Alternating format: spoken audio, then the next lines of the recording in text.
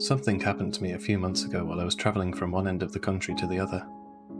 I've tried not to think about it, but try as I might, I just can't seem to explain it. I'm hoping that by posting what happened here, it might help, get my thoughts in order. So like I was saying, I was travelling from one end of the country to the other. The idea came to me last year. I've lived in the same country all my life, I thought to myself one evening, but I've only ever seen a very small part of it.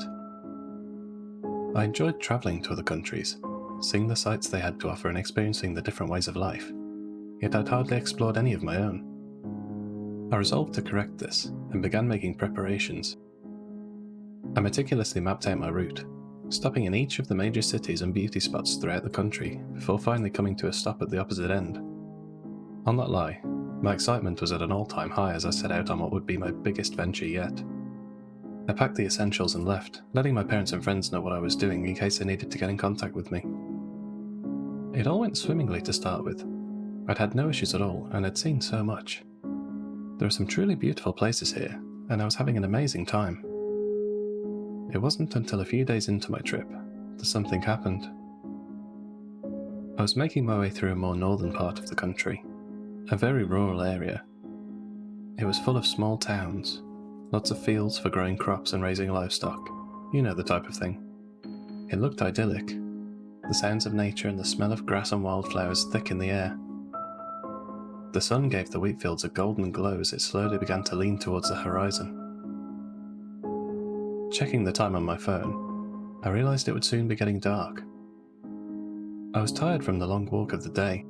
I'd thought it would be a nice idea to walk from the last town I was into this one, to get the full travelling experience. It had taken me far longer than I expected, and now, rather than being in the next town over, I was about 2/3 of the way there, coming up on a small village. With a sinking feeling, I realised that there was no way I'd make it to the next town before nightfall, and I was not equipped to continue my trek in the dark. The only source of light I had available to me was my phone, and there was no way it would have enough charge for me to use as a torch all the way there.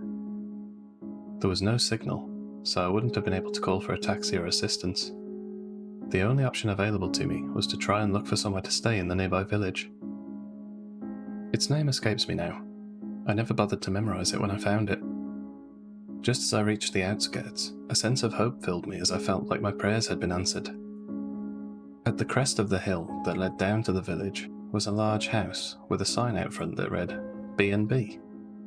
It looked a little old, but that seemed to add to its rustic charm. It was a quaint-looking building. Happier now that I'd at least solved one part of my dilemma. I could sleep here and then carry on my trek tomorrow. I made my way across the path to the front door. It was a little stiff and opened with a loud creak, as though its ancient hinges had not been moved for many decades. As soon as it opened, the smell of wildflowers and herbs filled my nostrils.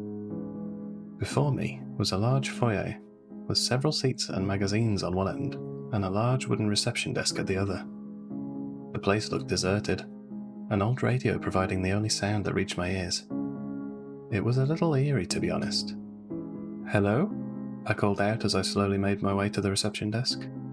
A faint sound of movement seemed to come from the room just behind the desk, but no answer. There was a bell on the desk, with a plaque that read, "Ring for service" adorned to it. Gently pressing the top of the bell, it let out a high-pitched ding. "Hold your horses there, I'm not as fast as I used to be." The wizened voice came from the door behind the desk, followed by the shuffling sounds of shaky footsteps. A few seconds later, the door was gently pushed open to reveal an elderly man, well into his 70s. He slowly shuffled out to the counter before adjusting his glasses and looking at me. "Sorry about that. These old legs don't work like they did, and my ears ain't much better either. Now, what can I do you for?" "I'm looking for a room if you have any available. I'm on my way to the next town over, but it's taking me longer than I thought. Is there anything available just for tonight?" I asked, hopeful that there were vacancies. I know I could have asked to use his phone and call a cab if there weren't, but it felt a little too much like cheating. I'd much prefer to continue my walk. Also, stopping somewhere like this would add to my sense of exploration, finding some hidden spots that aren't on any map. "Why sure, take your pick. I recommend room 3 on the top floor as it's got the best view of the village," he said, waving his hand to show the rack of keys to his right, all the while holding a faraway gaze, as though he was looking right through me. As he extended his arm, I noticed a large red mark in the middle of his forearm. It was a bold red. A deep, angry cut was clearly visible amongst the mottled grey and blue tones of his aged arm. It looked like he'd had a very nasty accident recently. Something about it made my skin crawl, and I turned my attention back to the keys. If the old man saw me looking, he didn't react. "Sure, I'll go with room 3, I said, trying to shake off the strange feeling the old man's arm had given me. "Good choice. That'll be 33 for the night, breakfast included. It starts bright and early at 8 a.m. If you need anything at all, don't hesitate to call me or my wife Nancy. Name's Jerry," he said. His tone seemed jovial, but his expression never changed, as though it was set in stone. He held out his hand, again revealing that glaring wound on his arm that my eyes couldn't help but be drawn to. Tentatively, I took his wrinkled hand in mine and shook it. "If you can't find us wandering around the place, then check out the back. We like to sit out there some nights and admire the view," he said, handing me the key from the rack. "Your room is just up the stairs and on the left." I thanked Jerry, taking the key and beginning to make my way up the stairs to my room. Jerry waved me goodbye. "See you real soon," he said, with a cheery notation, although his face still held the same expression it had all the way through our conversation. I shuddered. He seemed nice enough, but there was something about him that unnerved me. I couldn't quite put my finger on it. I don't know if it was the faraway look in his eyes as he spoke to me, the strange wounds on his arms, or just the general feeling of the B&B. All these things seemed innocent enough, but I found that as I unpacked in my room, I just couldn't relax.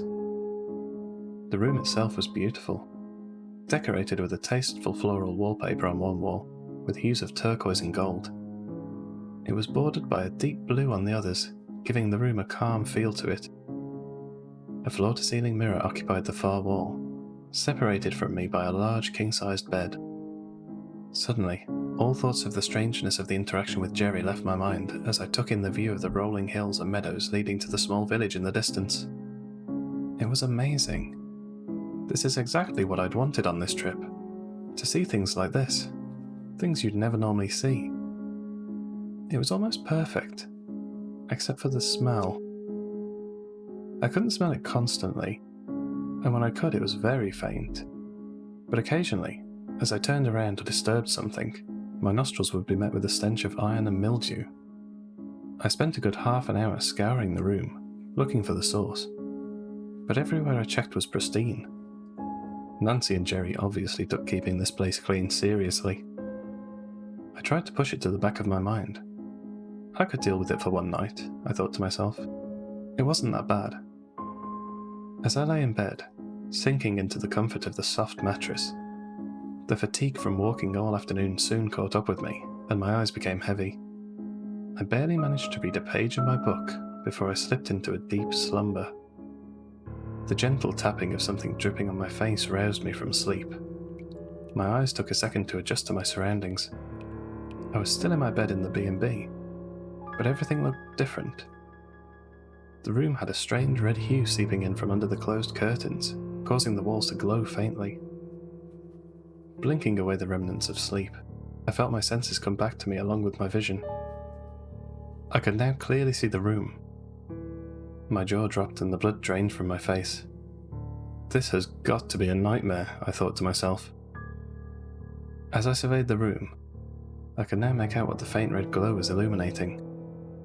The room had changed.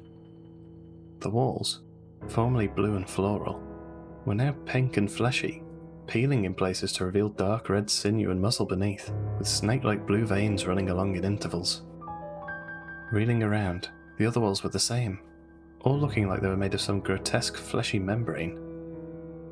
They were moving, tensing and contracting rhythmically.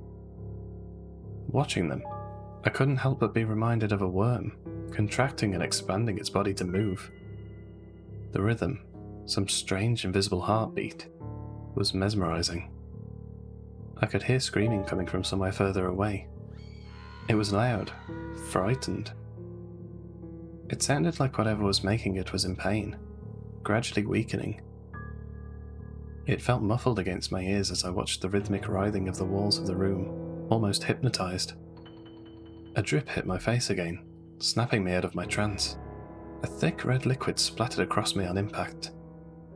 The stench of iron and mold from before was thick in the air now, coming from this thick liquid.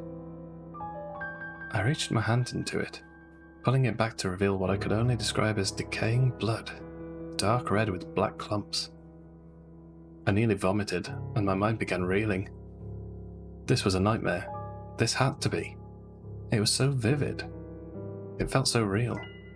I needed to wake up. I tried to wake myself, slapping myself in the face, hard. I felt the sharp sting of the impact, expecting to wake up in the bed again, in the dark. A fresh wave of terror washed over me as I realized I was still exactly where I had been. Looking around, I was still met with the fleshy pulsating walls, the deep crimson liquid that was now pooling where my head had been resting, and the horrific screams emanating from somewhere outside of the room. This can't be happening, I pleaded with myself. There's no way this can be happening. But the lingering pain in my face forced me to confront the reality of my situation.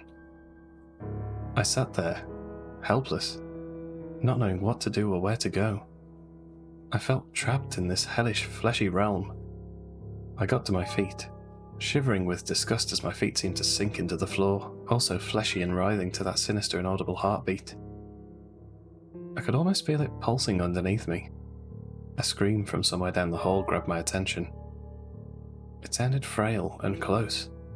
Slowly I made my way to the door, and tentatively reached for the fleshy lump where the handle should have been. It seemed to quiver as I gently grabbed a hold of it, soft and warm in my hand. Shuddering, I gently twisted it. It slowly began to move open on its own. A thick, squelching sound coming from it as it slithered its way out, revealing the hall in front of me. It was made of the same fleshy substance that comprised the walls of my room. I could see it writhing and pulsating in time with the sinister, inaudible heartbeat. With each pulse, droplets fell from the ceiling, pooling in places along the floor, giving off that same terrible odour. Red light beamed in from outside, illuminating the macabre scene in front of me. My mind struggled to comprehend what was happening. I felt like I was in the belly of a gigantic animal, watching its insides slither and writhe. The screaming came again from somewhere to my right. Through the gloomy red glow of the hallway, I could make out the doorway to the owner's room. Made of the same fleshy substance, it was clearly ajar. The screaming seemed to be emanating from further within. I gingerly made my way down the hall, avoiding stepping in any of the foul-smelling puddles dripping from the ceiling. I stumbled several times as the fleshy ground seemed to shift beneath me. All the while, the screaming from the owner's room seemed to grow louder and more frantic. I could almost feel the pain in each shout. "Nancy? Jerry?" I called out, shakily. No one answered my calls. I was only met with the sound of more screaming. Nervously reaching out a hand for the door, I was just about to grab the flabby handle, when the sick, squelching noise rose up as the door began to open on its own. I let out a scream and my legs went weak, a cold sweat breaking out across my forehead and sickness rising up in my stomach. What I saw in that room, it had to be a nightmare. The doorway revealed the owner's bedroom, illuminated by the same red glow as the rest of the B&B. I could make out the fleshy pulsating walls and the same dripping red liquid, only that's not what made me stumble around and flee. Hanging from the ceiling of the room were the owners. They were suspended a few inches above the ground, their wrinkled, naked bodies exposing the butcher's hooks embedded deeply within their limbs, pulling them tightly at odd angles. They were writhing in pain, contorting as the hooks pulled and tugged with each pulse of the silent heartbeat. Ear-piercing screams left their frail old throats as they were pulled this way and that by the sharp hooks impaled deeply in their limbs. This, on its own, was horrifying, but it was their faces. I couldn't take my eyes away from their faces. They were grinning, almost smiling as the chains tried their best to rip them apart, as though they were enjoying every minute of it. A scream forced its way out of my throat as I tried to process what I was seeing. Immediately their eyes snapped to me, and their faces turned to that same blank expression that Jerry had maintained throughout our interaction earlier. Then, without warning, they both threw their heads back, unleashing an ear-shattering scream before violently thrashing against the hooks and chains, pulling against their taut skin. I watched in horror as it stretched and tore before the hooks swung back and embedded themselves deeper into the couple. Their hands reached out for me, a sense of longing in their eyes as they screamed.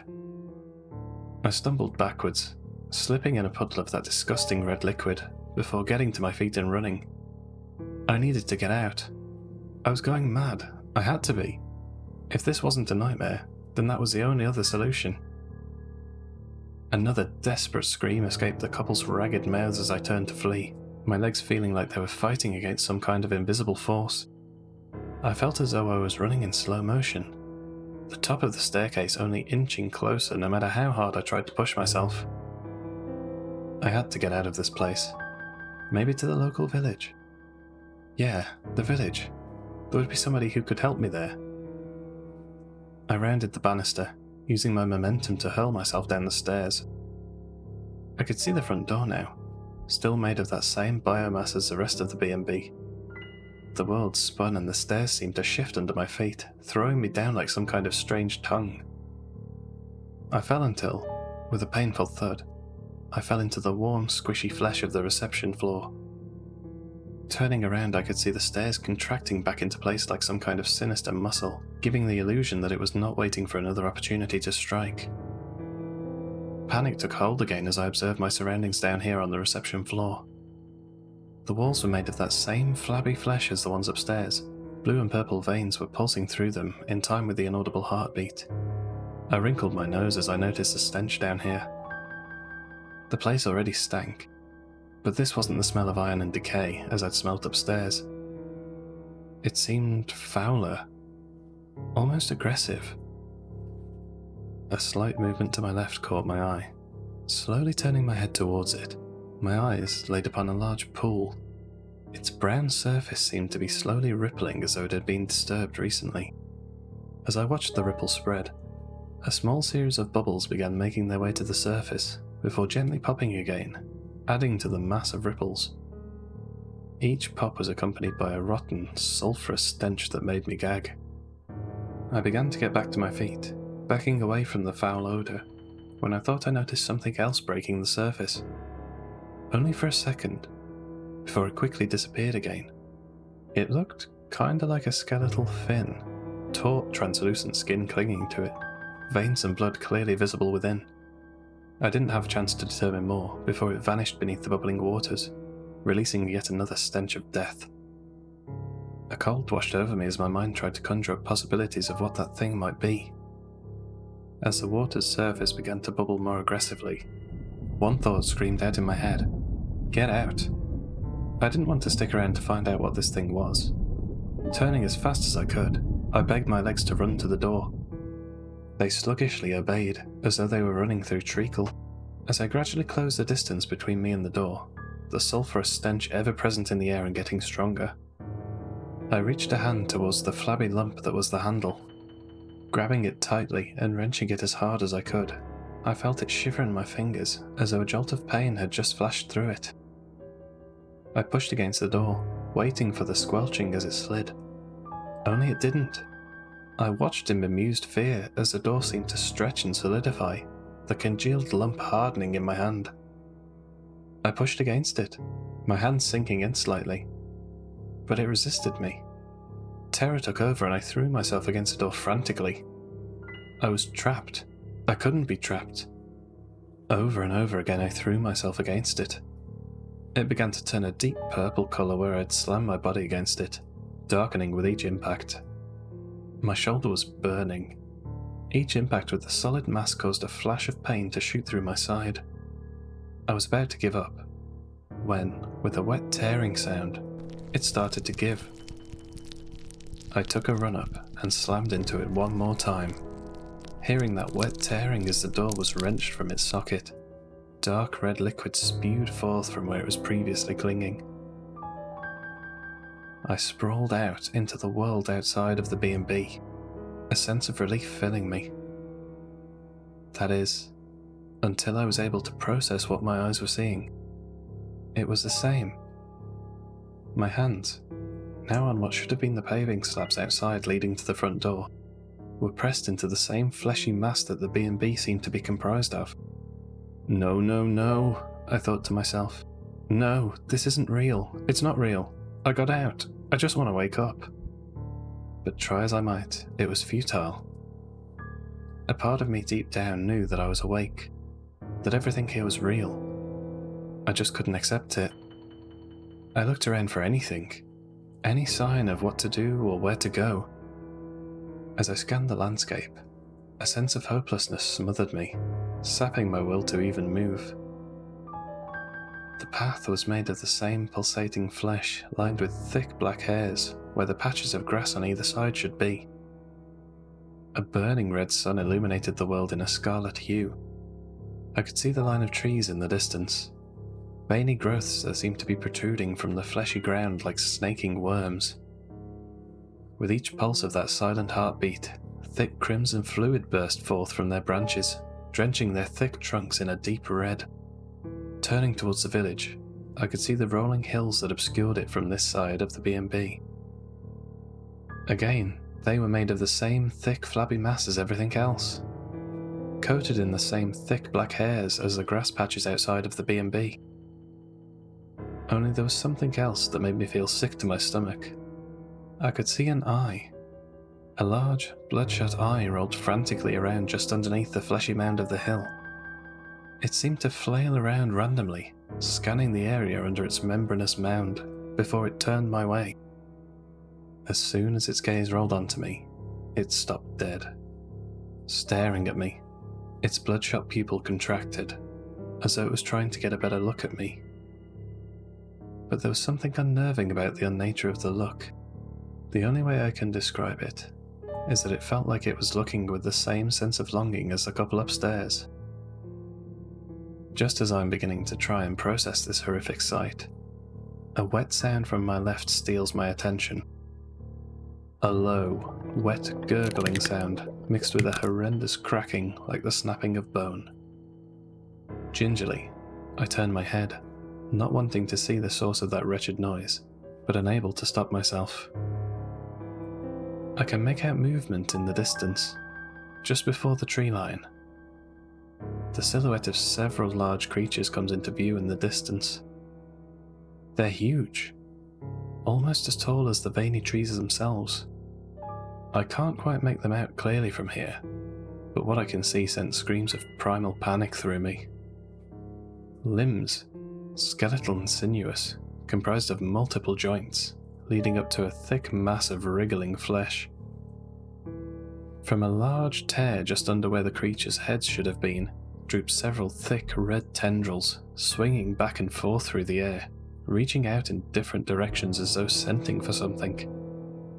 They wrapped around the protruding bones around their opening, licking at the taut grey skin beyond. Overwhelmed by what I was seeing, and sure that I was going mad, all I could do was scream. I screamed until my throat was hoarse and my lungs burned. I was shivering, the feeling of being alone and trapped pressing down on me. I didn't know what to do. I couldn't wake up. I wasn't sure I was even dreaming. I couldn't go outside. Who knows what those creatures were or wanted? Or even the eye. I couldn't go back inside with whatever that thing in the pool was. Or the couple hanging from the hooks, their eyes begging longingly. Everything reeled around in my head, fighting for control. Unable to think clearly, I did the only thing that I felt would provide me with some kind of comfort. Turning around, I ran back inside the B&B. I tried slamming the door behind me to hide away from the monstrosities outside, but it fought me every inch of the way, leaving a trail of red in its heavy wake. Eventually, after a great exertion on my part, it relented, sliding back into place, sealing the outside away. Turning to the pool, it began to bubble and roil violently, the thick sulphurous stench clogging my lungs. I ran for the stairs, not paying attention to the pool, knowing that if I saw whatever was in there, my resolve would leave me completely. I needed to get to my room. If I could just get there, then I could get my things, think of a plan. I'd be safe. For a while at least. Grabbing the banister, I was about to put my foot on the bottom step when the whole gelatinous staircase moved violently, reflexively. I waited a few seconds for it to complete its aggressive writhing, before it gradually shrank back. Pushing myself to get up it as quickly as I could, not wanting it to throw me off them again, I took the stairs 2 at a time, fighting for balance the entire way, my feet sinking into the flabby steps. I finally reached the landing, stumbling on all fours to my room. Forcing the fleshy door back into its frame, I frantically dragged my bed across the room. Large purple bruises appeared on the floor as its heavy weight tugged harshly against the skin. I positioned it in front of the door, throwing anything else I could on top of it to barricade myself in before slumping down to my knees. The weight of everything I'd witnessed came crashing down on me. Tears welled up in my eyes as the hopelessness of my situation set in. I sat there, clutching my knees and sobbing for what felt like hours. Eventually, the red hue of my room was gradually replaced with the yellow glare of the rising sun. I lifted my head from my hands, not believing what I was seeing. The walls. The flesh of the walls seemed to rescind, slowly replaced by the blue and gold that lined them before. I could feel the floor beneath me moving, slowly returning to the hardwood planks that I'd stepped on when I first entered. The puddles of that thick red liquid seemed to leak away, vanishing into the cracks between the boards. The stench of iron and decay was still lingering for a short time afterwards. Within a few minutes, it was as though nothing had ever happened. The room had returned to normal, other than the pile of furniture barring the door. I needed to get out, go home, go anywhere other than here. I didn't feel safe. I couldn't trust what I'd seen or was seeing. I tore at the barricade, removing as much of the furniture as I needed to in order to squeeze my way out through the now solid oak door. I shakily made my way through the hallway outside, now also returned to its same dingy state.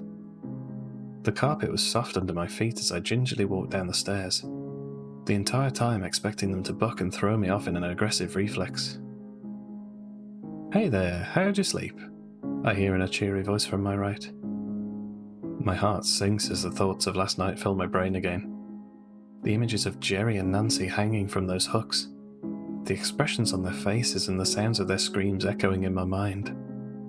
"You look like you've seen a ghost," he said as he saw my haggard face, concern filling his voice, but not reflected in his blank expression. I could see the same look of longing in his eyes again, and I dropped my gaze. I couldn't stand to look at him. As my gaze lowered, I could see Jerry's arm again. The hairs on my neck stood on end, and I ran for the door as I knew the events of the previous nights were definitely real. Shouts of confusion followed me, but I kept running. I needed to get away, as far away as I could. When I looked at Jerry's arm, I could see a new wound, near the location of the old one. That in itself isn't what terrified me though. Sure, he was old, and he could have got that wound anywhere. Only this one still had a hook hanging from it.